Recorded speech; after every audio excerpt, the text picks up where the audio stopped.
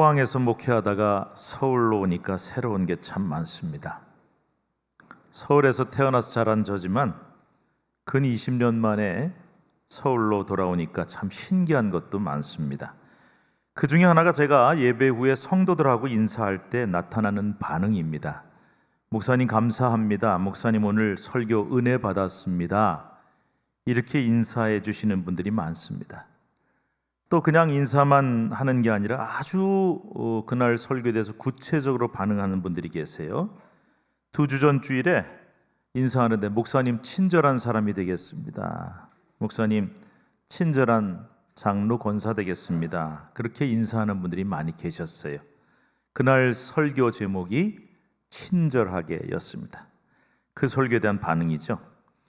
그런데 이렇게 그날 설교에 대해서 아주 구체적으로 반응해 주시는 분들이 이렇게 우리 신촌교회에 참 많다는 것, 이거 참 감사한 일이고 기쁜 일입니다. 이런 반응이 여러분에게는 당연한 일이고 일상적인지는 모르겠으나 저에게는 참으로 생소하고 신기한 일입니다. 왜냐하면 제가 만 19년 목회한 교회에서는 이런 반응이 참 드물었기 때문입니다. 아무래도 경상도 지역이 자기 느낌이나 감정을 이렇게 좀 세밀하게 표현하는 데는 좀 서툰 것 같아요. 어느 날 교회에서 부부 세미나를 하게 됐습니다. 부부를 같이 앉혀놓고 강사가 남편들한테 이렇게 말했습니다. 옆에 있는 아내를 바라보시면서 사랑한다 이렇게 말을 좀 해라 그랬더니 그 중에 한 분 남편이 하시는 말씀이 제 귀에 들어왔습니다. 뭐라고 얘기했냐? 넘사시럽고로. 알아들으시겠어요? 넘사시럽고로 어째 그런 말 하노 이렇게 얘기하는데 꼭 외국어처럼 들리지 않으십니까? 경상도 사투리에 넘사시럽다는 말이 있어요. 이게 좀 오묘한 말이라서 번역하기가 쉽진 않지만 굳이 서울말로 옮긴다면 부끄럽다, 창피하다, 낯간지럽다 뭐 이 정도의 의미입니다. 그러니까 이분이 한 말을 제가 서울말로 한번 통역을 해보겠습니다. 부끄럽게 낯간지럽게 시리 어떻게 마누라한테 사랑한다 그런 말을 하겠습니까? 꽤 긴 말인데 이렇게 짧게 표현을 하신 거죠. 재밌지 않습니까? 이렇게 경상도 지역은 뭔가 조단조단 부드럽게 말을 해주고 자기 감정을 다정하게 표현하는 것을 넘사시럽게 생각을 합니다. 낯간지럽다고 생각을 합니다. 뭐 모두가 그런 건 아니지만 일반적으로 그렇다는 거예요. 그러다 보니까 설교 후에 목사의 설교에 대해서도 속으로 은혜를 받았을지라도 그거를 오늘 설교 은혜 받았습니다 하고 표현하는 거를 참 잘 못합니다. 좀 무뚝뚝합니다. 오해는 하지 마시기 바랍니다. 제가 지금 어떤 특정 지역을 뭐라고 하는 게 아니에요. 동네마다 지역마다 다 특징이 있고 언어의 습관이 있다는 말입니다. 다 달라요. 그런데 이렇게 근 20년을 지내다가 서울에 오니까 특히 우리 신촌교회 오니까 이렇게 많이들 반응을 해주시고 그것도 아주 구체적으로 그날 설교를 가지고 반응을 해주시니까 이게 저한테는 얼마나 신기한지 모르겠어요. 이게 우리 신촌교회 특징이다 라고 느껴집니다. 우리 교회는 기본적으로 설교를 듣는 훈련이 잘 돼 있으세요. 그리고 그 설교에 잘 반응하는 습관이 잘 들어있는 것 같습니다. 그런데 여러분 이게 굉장히 좋은 습관이에요. 자꾸 그렇게 반응을 하시기를 바랍니다. 그러면 어떤 일이 벌어지느냐? 먼저 이런 반응을 받으면 설교하는 사람이 힘이 납니다. 굉장히 격려가 돼요. 그러니까 여러분들은 뭐 저뿐만이 아니라 우리 부목사님들, 전도사님들 설교할 때도 저한테 하듯이 꼭 그렇게 반응을 해 주시기를 바랍니다. 그러면 설교하는 사람은 굉장히 힘이 납니다. 또 한 가지 정말 더 중요한 유익이 하나 있는데요. 그것은 여러분이 그런 멘트를 하고 그런 반응을 하시면 여러분 자신이 더 은혜를 받을 수 있다는 사실입니다. 왜냐? 내가 그 말씀을 듣고 반응을 하고 말로 표현하게 되면은 그 말씀을 다시 한번 내 마음에 새기는 효과가 있어요. 그래서 잘 그 말씀을 곱씹게 되는, 지난번에 제가 그런 설교를 했죠. 되새김질이라고요. 그래서 그 말씀을 되새김질을 하는 효과가 있다는 것입니다. 그러므로 그냥 오늘 뭐 설교 좋구나 하고 넘어가지 말고 내가 그날 설교를 듣고 좋은 반응을 하게 되면은 설교자에게도 굉장히 힘을 주고 격려가 됩니다만은 더 중요한 것은 말씀을 그날 들은 말씀을 받은 내가 그 말씀을 다시 한번 되새기고 그 은혜를 확인할 수 있는 정말 좋은 효과가 있다는 것입니다. 그래서 반응이 참 중요합니다. 여러분, 김창옥 교수라는 사람 아시죠? TV에 굉장히 많이 나오는 사람인데요. 제가 거의 한 10년 전쯤에 이분을 만난 적이 있어요. 어떤 목회자 세미나에 갔더니 강사로 왔는데 그때는 유명하지 않을 때예요. 저도 누군지 처음 봤어요. 재밌게 생겼더라고요. 근데 말도 얼마나 재밌게 하는지 이분 강연을 듣는데 정말 거기 있는 목사님들을 다 들었다 놨다 해요. 여러분, 목사들이 은혜 받기가 참 힘들거든요. 그래서 막 정신없이 웃기다가 막 울리다가 하는데 참 대단하다. 그래서 제가 느낌이 왔어요. 저분이 곧 뜨겠구나. 요즘엔 정말 유명해졌어요. 한번 모시고 싶어도 모시기 쉽지 않습니다. 근데 얼마 전에 TV에서 이 김창옥 교수가 소통이라는 주제, 이분이 제일 많이 하는 주제 중에 하나인데 강연하는 걸 들었어요. 강연 제목이 뭐냐면 소통은 여자의 마음과 같다. 무슨 말인가 하고 유심히 봤습니다. 그런데 이분 말을 하는데 어떤 여자가 시집을 잘 가서 잘 사냐? 학교 다닐 때 공부 잘하던 애냐? 아니라는 거예요. 공부는 지지리도 못했는데 애가 나중에 시집 가서 잘 사는 경우를 보면은 그 아이들이 다 공통점이 있다. 리액션이 좋은 애들이라는 거예요. 리액션이 좋다. 같은 얘기를 듣고도 픽 하고 웃고 그냥 지나가는 애가 있는가 하면은 그거 재밌네? 이 정도 반응하는 애들이 있어요. 그런데 여기서 중요한 사실, 핵심이 뭐냐? 이 어머를 한 번만 하면 안 된다는 거예요. 최소한 3번, 4번은 해줘야 된다. 어머 그러면서 박수 치면서 예, 너무 그냥 너무 하지 마. 너무 이렇게 길게 빼야 돼요. 해서 이렇게 좀 과할 정도로 반응을 하는 애들이 걔네들이 나중에 보면은 시집가서 잘 사는 경우가 많더라는 거예요. 근데 왜 그런가 저는 궁금하더라고요. 여성들 심리를 잘 모르니까. 근데 이게 왜 중요하냐면은 남자들은 말이죠. 우리 여성들 잘 들으세요. 남자들은 자기가 얘기를 하는데 여성이 리액션이 좋으면은 좋아합니다. 이 강의를 듣고 저도 생각해봤어요. 나도 그런가? 나도 상대방이 반응이 좋고 리액션이 좋으면 좋아하나?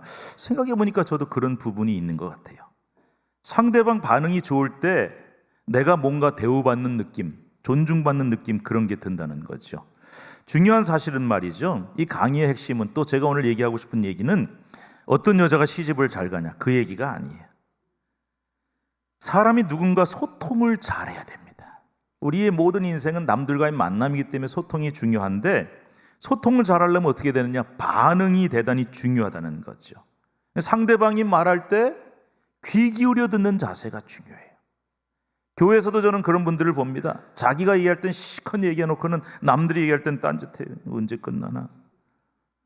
그러면 안 된다는 거예요. 남들이 말을 할 때 잘 귀를 기울여 듣는 자세, 또 그 사람의 눈을 쳐다보면서 잘 귀담아 듣는 자세, 그리고 그 말을 듣고 잘 반응해 줌으로써 상대방의 느낌이, 이 사람이 내 말을 정말 잘 들어주네, 나를 인정해주고 나를 존중해 주는구나, 이런 느낌을 들게 해주는 게 굉장히 중요하다는 겁니다. 그래서 이런 반응을 잘하는 사람은 어디를 가서 뭘 하든지 성공하고 잘 될 확률이 대단히 높다는 말이에요.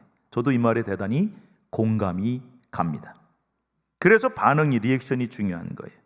같은 설교를 듣고도 반응이 정말 전혀 다른 경우를 저는 많이 경험해 봤습니다. 우리 신촌교회는 아까 말씀드렸지만 설교를 참 잘 들으시거든요. 반응도 잘 하시고. 그런데 제가 다른 교회 가서 같은 설교를 한단 말이에요. 우리 교회에서 했던 설교 중에 좋은 설교를 다른 데 가서 할 때가 있잖아요. 설교는 분명히 같은데 제 느낌이 설교하고 딱 내려오면서 어떤 느낌이 드냐, 마치 어떤 벽에다 대고 설교하는 것 같은 느낌을 받는 그런 교회가 있어요. 아무 반응이 없어요. 내 설교가 그렇게 지루한가? 어떻게 이렇게 다를 수 있는가 놀랄 정도입니다. 도대체 이유가 뭘까? 왜 같은 설교인데도 이렇게 반응이 다를까? 참 궁금했습니다. 신학교 시절에 설교학 교수님이 이런 말씀을 한 게 기억이 납니다. 설교에는 2대 요소가 있다. 설교를 좌우하는 가장 중요한 2가지 요소가 있는데 그게 뭐냐? 하나는 훌륭한 설교자와 좋은 말씀이다. 당연하죠. 그죠? 꼴이 맛있어야, 좋아야 양들이 잘 먹을 거 아니에요. 그리고 잘 먹고 잘 자랄 수 있는 것처럼 이 교회는 말씀의 꼴이 좋아야 합니다. 그래서 그런 좋은 꼴을 먹이고 그런 좋은 설교를 하기 위해서 설교자는 부단히 노력을 해야 된다는 거예요. 제가 생각해 보면 저도 설교라는 것을 시작한 것이 35, 6년 됐습니다만 지금도 저는 설교에 대한 욕심이 굉장히 많습니다. 잘해야 된다, 발전해야 된다, 끊임없이 노력을 합니다. 또 한 가지는요, 말만 잘하고 언어로만 잘하는 것이 아니라 말로만 설교하지 말고 가슴으로 설교하고, 그리고 늘 성령의 기름을 공급받는 영감 있는 그런 설교자가 되겠다. 그래서 말씀을 전하는 설교자들은 정말 기도 많이 하고 노력을 많이 해야 된다는 거예요. 그런데 여러분, 이것만 가지고 되는 게 아니다.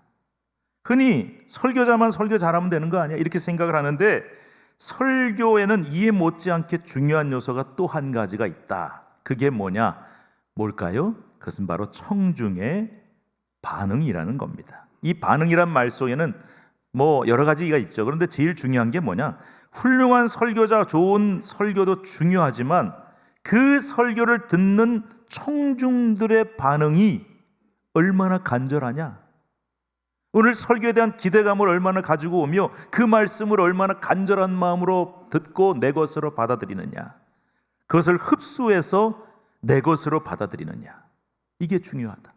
그리고 가장 중요한 것, 그 청중들 사이에, 그 속에 설교자에게만 아니라 청중들 사이에 성령이 얼마나 강력하게 그날 역사하시느냐.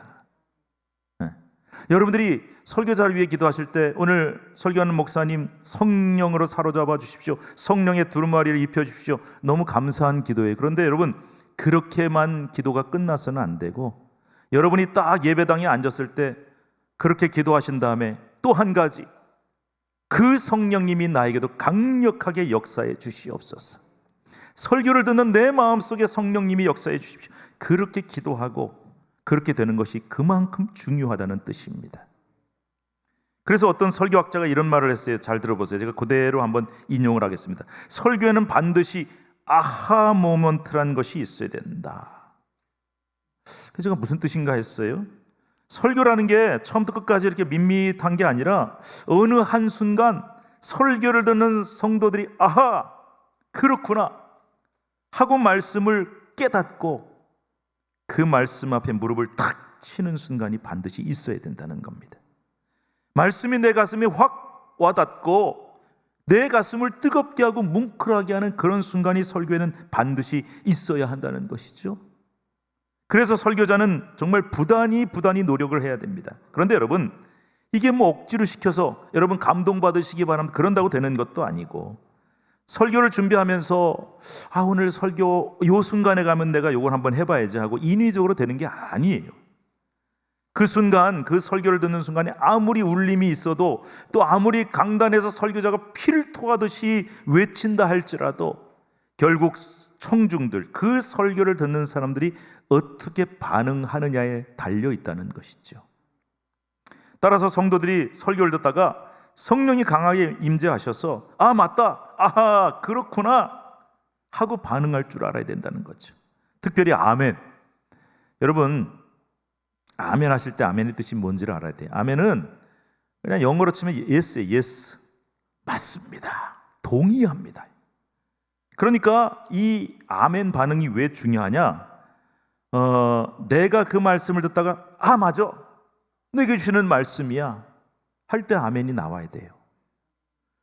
물론 시도 때도 없이 아멘하는 건 아니죠. 어느 교회를 갔더니 이 성도들이 목사님 설교할 때 아멘을 너무 잘하더라고요. 제가 나 아멘 잘하네. 그런데 듣다 보니까 그날 목사님이 설교하면서 제가 오늘 점심을 좀 많이 먹었거든요. 그런데도 아멘 하더라고요. 뭘 동의한다는 거예요 도대체. 그거는 아니다. 그래서 이 교회 성도들은 아멘을 잘하긴 하는데 이게 그냥 습관적으로 그냥 말끝마다 나오는 그런 아멘 말고요, 진정 오늘 말씀을 듣는데 그 말씀에 내가 동의가 된다, 내게 주시는 말씀입니다, 맞습니다 할 때 아멘이 나오는 것이란 말이에요. 이렇게 진정으로 반응하는 성도들, 그런 청중들, 그런 반응이 바로 그날 설교자의 좋은 설교와 만남이 이루어질 때, 그래서 예배 시간마다 말씀을 듣는 순간마다 이 두 가지가 만남이 이루어져야 돼요. 그래서 정말 설교자는 정말 열심히 준비해서 한 주 동안 산고를 겪어가면서 말씀을 열심히 준비하고 기도해서 성령의 역사 가운데 강력하게 말씀을 선포하고, 그 말씀을 듣는 성도들은 아멘, 내게 성령이 임하셨습니다, 그 말씀을 간절하게 받고, 이 두 가지가 딱 만날 때 거기에는 놀라운 말씀의 역사가 일어나게 된다는 것입니다.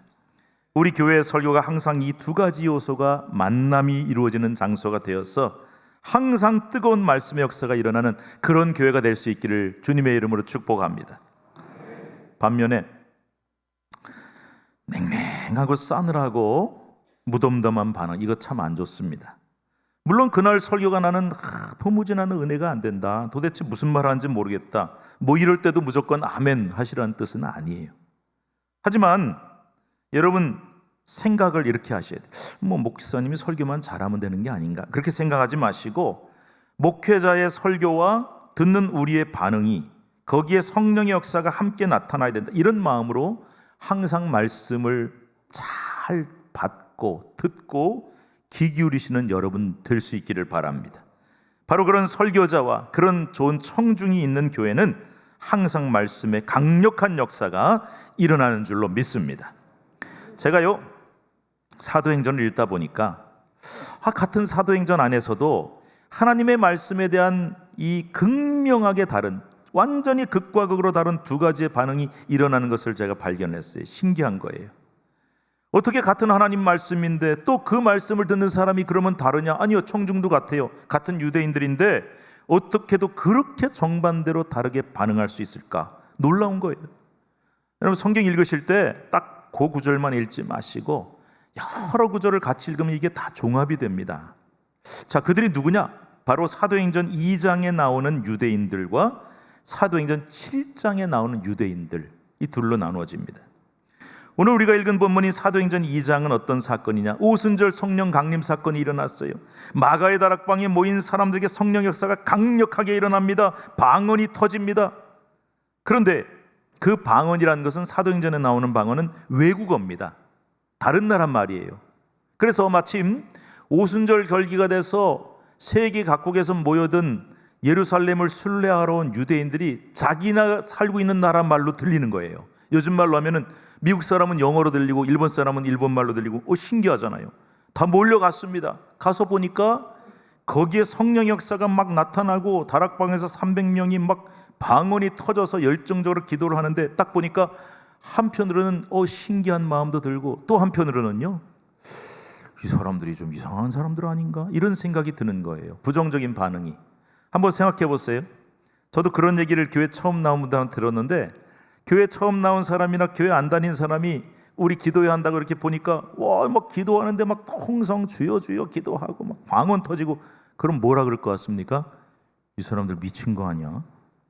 근데 그런 반응이, 부정적인 반응이 나타난 거죠. 그래서 뭐라 그랬냐면은, 야, 요 사람들 이거 대낮부터 술 취했나 보다, 이런 반응이 나타난 거예요. 술 취했나 보다.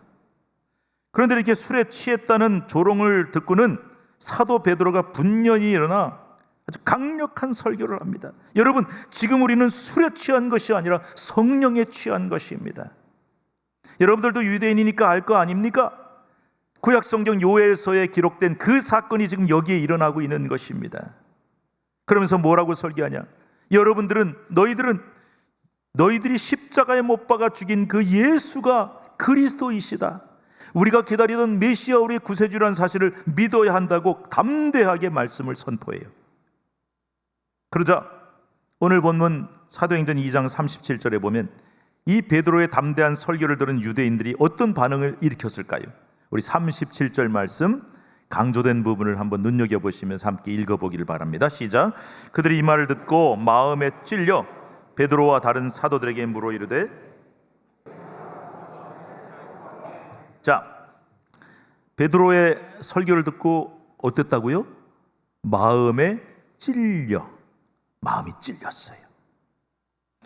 그런데 사도행전 7장에도 똑같은 장면이 나옵니다. 신기합니다. 똑같아요. 54절을 읽겠습니다. 역시 강조된 부분. 시작. 그들이 이 말을 듣고 마음에 찔려 그를 향하여 이를 갈거늘. 이 장면이 어떤 장면이냐? 유대인들 앞에서 스데반 집사가 순교를 당하는 장면이에요. 자, 그가 순교를 당하기 전에 스데반 집사가 설교를 하는데 그 설교를 듣는 유대인들의 반응이 어떠냐? 예루살렘 초대교회가 크게 부흥합니다. 수많은 유대인들이 예수를 믿습니다. 그 중에 제사장들도 예수를 믿으니까 종교 지도자들이 걱정이 되기 시작했어요. 위협감을 느낍니다. 큰일 났다. 이거 때려잡아야겠다. 그래서요, 요즘도 그런 방법 많이 쓰지만 이 중에 제일 한 명만 때려잡자, 한 놈만 때려잡자 이거예요. 제일 열심히 신앙생활하고 제일 열심히 전도하는 건 누구야? 스데반이요. 그 사람을 딱 붙잡아서 재판을 하게 된 겁니다. 거짓 증언을 합니다. 요즘도 그러잖아요. 가짜 뉴스 만들고 프레임 씌우잖아요. 마찬가지로 스데반이라는 놈이 모세와 하나님을 모독했습니다. 거짓 증언을 하게 해서 공회에 세워 종교 재판을 받게 만든 것입니다. 재판장 앞에 설면은 죄인으로 설면 얼마나 두려울까요? 얼마나 주눅들까요? 천만에요. 스데반은 조금도 위축되지 않았습니다. 오히려 담대하게 공회에서 설교를 합니다. 유대인들이여, 너희들이 얼마나 완악한 자들인지, 그리고 너희가 예수 그리스도를 십자가에 달아 죽인 그 죄가 얼마나 무서운 것인지를 깨달아야 된다. 아주 신랄하게 지적하는 설교를 했습니다. 그런데 54절 보면 이 스데반의 담대한 설교를 들은 유대인들이 어떤 반응을 했다고 나와 있습니까? 그들은 이 스데반의 설교를 아까 뭐라고 되어 있어요? 듣고 마음이 찔렸다. 똑같아요. 글씨 하나 안 틀리고 똑같아요. 베드로의 담대한 설교를 들은 유대인들도 듣고 마음에 찔려, 스데반의 담대한 설교를 들은 유대인들도 듣고 마음에 찔려. 반응이 똑같아. 이 장면에서 저는 궁금한 생각이 들었습니다. 왜 찔렸을까? 설교 듣는데 찔리기는 왜 찔려? 거기는 분명한 이유가 있습니다. 히브리서 4장 12절 말씀 읽겠습니다. 시작. 하나님의 말씀은 살아있고 활력이 있어 좌우의 날선 어떤 검보다도 예리하여 혼과 영과 및 관절과 골수를 찔러 쪼개기까지 하며 또 마음의 생각과 뜻을 판단하나니. 보세요. 하나님의 말씀이 뭐와 같아요? 예리한 검과 같아요. 좌우에 날이 서 있어요. 그래서 우리의 혼과 영과 관절과 골수를, 영혼을 찌르고 쪼개는 역할을 한다는 거예요. 그러므로 우리가 하나님의 말씀을 들으면 우리의 영혼이 찔림을 받는 것이 당연합니다, 여러분. 그래야만 합니다. 하나님의 말씀이 살아있어라 그랬어요. 죽은 말씀 말고 살아있는 말씀을 들으면 내 심령이 찔리는 게 당연합니다. 찔려야 합니다. 여러분들은 말씀을 들을 때 찔리는 마음이 드시는지요? 그런데 말입니다, 이렇게 하나님의 살아있는 말씀이 검처럼 우리 영혼을 찌르는데 찔린 다음에 어떻게 되느냐? 똑같이 찔렸는데 그 다음에 반응이 완전히 달라요. 성도들도 똑같은 설교를 듣고도 각자 반응이 다른 것처럼 이 두 장면에 등장하는 유대인들이 전혀 다른 반응을 보입니다. 먼저 사도행전 2장 37절, 베드로의 설교를 듣고 마음이 찔린 유대인들이 어떤 반응을 했을까요? 아까 여러분 읽었던 말씀 한 번 더 읽는데 강조점이 다릅니다. 같이 한번 읽읍시다. 그들이 이 말을 듣고 마음에 찔려 베드로와 다른 사도들에게 물어 이르되 형제들아 우리가 어찌할꼬 하거늘. 우리가 어찌할꼬. 그런데 사도행전 7장 54절에 보면은 스데반의 설교를 듣고 마음이 찔린 유대인들은 어떤 반응을 보일까요? 역시 같은 본문이지만 강조점이 다릅니다. 시작. 그들이 이 말을 듣고 마음에 찔려 그를 향하여 이를 갈거늘. 어떻습니까? 말씀을 듣고 똑같이 마음이 찔렸는데 한쪽 사람들은 뭐라 그럽니까? 우리가 어찌할꼬. 그 말씀을 들으니 우리가 얼마나 큰 죄를 저질렀는지 몰라. 이 죄인이 어떻게 해야 좋겠습니까? 어떻게 해야 구원을 받을 수 있겠습니까? 간절한 마음으로 물었어요. 그런데 똑같이 말씀을 듣고 마음이 찔렸는데 이 사람들은 스데반을 향해서 어떻게 했다고요? 이를 부득부득합니다. 그리고는 어떻게 행동하느냐? 57절 58절 말씀 읽읍시다. 시작. 그들이 큰 소리를 지르며 귀를 막고 일제히 그에게 달려들어 성 밖으로 내치고 돌로 칠세 증인들이 옷을 벗어 사울이라는 청년의 발 앞에 두니라. 찔린 다음에 사도행전 2장에 보면 유대인들은 어떻게 했다고요? 우리가 어찌할꼬. 그 말씀에 찔렸는데 여러분 아까 히브리서에 뭐라고 되어 있어요? 우리 혼과 영을 찌르고 쪼개줘야 돼요. 찔리기만 하면 안 되고 쪼개져야 돼요. 그래서 사도행전 2장 유대인들은 찔린 다음에 쪼개져. 우리가 어찌할꼬. 그래서 완전히 뒤집어지는 회개 역사가 일어나고 회개 운동이 일어나고 그날에 3,000명의 성도들이 회개하고 세례받는 역사가 일어납니다. 성령이 강력하게 역사한 거죠. 성령이 그들의 심령을 찌르기만 한 게 아니라 쪼개버린 거예요. 뒤집어 놓은 거예요. 그런데 똑같이 찔린 다음에 사도행전 7장의 유대인들은 어떻게 했다고요? 이를 갈면서 소리를 지르면서 귀를 막고 귀를 틀어막은 거예요. 더 이상 듣고 싶지 않다. 그리고 달려들어서 스데반을 돌로 쳐서 죽여버리고 맙니다. 이것은 악한 영의 역사죠. 보세요. 같은 말씀의 역사 앞에서 찔리긴 찔렸는데 어떻게 이렇게 극과 극의 정반대 반응이 나옵니까? 정말 신기한 일이지 않습니까? 그렇다면 여러분, 우리는 어떻습니까? 제가 항상 얘기하죠. 성경은 남의 이야기가 아니라 내 이야기다. 그렇다면 우리도 분명히 둘 중 하나의 반응이 일어날 수밖에 없다는 거예요. 기억하십시오. 중요한 것은 찔린 다음의 반응입니다. 히브리서 말씀처럼 우리가 말씀 앞에 찔리면 반드시 쪼개져야 합니다. 그래야 역사가 일어나고 변화가 일어나고 은혜가 일어나는 것입니다. 유대인들이 스데반을 돌로 쳐 죽일 때 그들의 옷을 벗어서 사울이라는 청년의 발 앞에 두었대요. 왜 성경이 굳이 그를 기록했을까요? 사람을 쳐서 죽일 때 옷을 벗어서 어떤 사람 앞에 둔다는 것은 그 사람이 이 처형의 증인이 된다는 뜻입니다. 청년 사울은 그래, 내가 이 처형의 증인이 될게. 기꺼이. 만약에 이 처형이 잘못됐으면 내 목숨을 걸고라도 내가 책임질 거야. 이렇게 했던 거예요. 그리고 나서 이 사울이는 그때로부터 적극적인 박해자가 됐어요. 그래서 예수 믿는 사람이 있다는 곳은 쳐들어가서 쫓아가서 천리말리 가서 그들을 붙잡아 죽입니다. 그런데 이런 사울이가 어떻게 되었습니까?